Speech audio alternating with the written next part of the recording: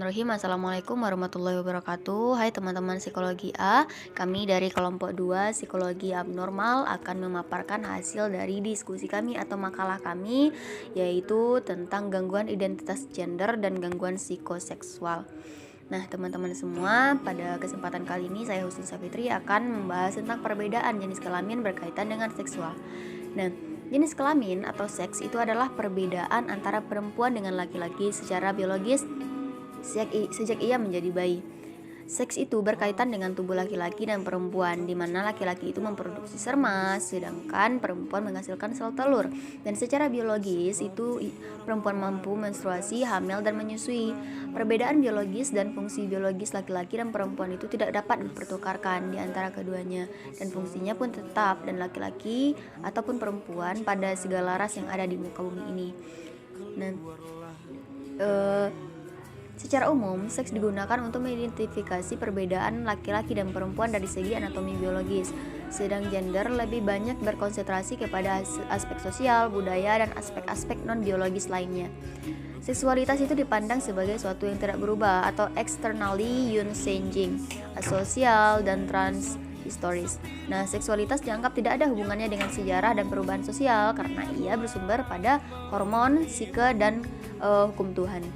Baik, mungkin itu saja materi yang dapat saya sampaikan. Selanjutnya akan dibahas oleh teman saya. Sekian.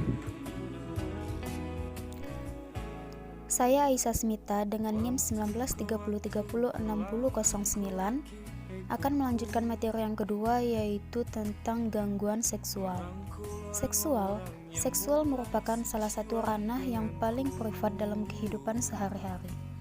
Setiap orang adalah makhluk seksual dengan minat dan fantasi yang dapat mengejutkan atau bahkan mengagetkan kita dari waktu ke waktu, di mana itu bisa disebut dengan normal.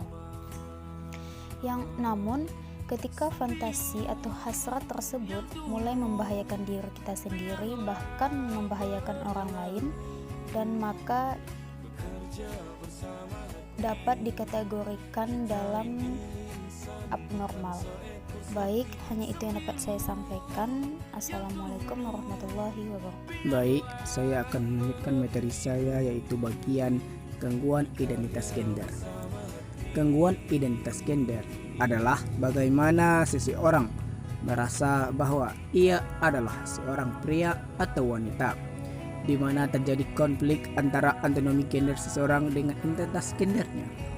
Gangguan identitas gender bermula di masa kanak-kanak. Hal ini dihubungkan dengan banyaknya perilaku lintas gender, seperti berpakaian seperti lawan jenisnya, lebih suka bermain dengan teman-teman dari lawan jenisnya, dan melakukan permainan yang secara umum dianggap sebagai permainan lawan jenisnya.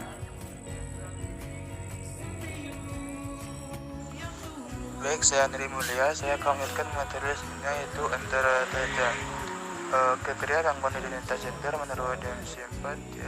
Identitas yang kuat dan menetap terhadap lawan jenis dan anak terdapat 4 atau lebih ciri, yaitu yang pertama, berulang kali menyatakan keinginan untuk menjadi atau memaksakan bahwa ia adalah lawan jenis.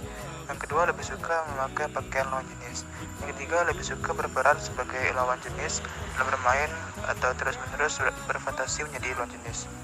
Yang keempat, lebih suka melakukan permainan yang melupakan stereotip lawan jenis. Dan yang kelima, lebih suka bermain dengan teman-teman lawan jenis. Penyebab gangguan identitas gender yaitu yang pertama, faktor biologis. Di identik gender dipengaruhi oleh hormon dan faktor sosial dan psikologis. Perilaku lintas gender banyak mendapatkan perhatian dan malah mendapat penguatan dari orang tua ataupun kerabatnya. Satu faktor yang dapat berkontribusi terhadap pola perilaku orang tua semacam ini adalah daya tarik bagi si anak.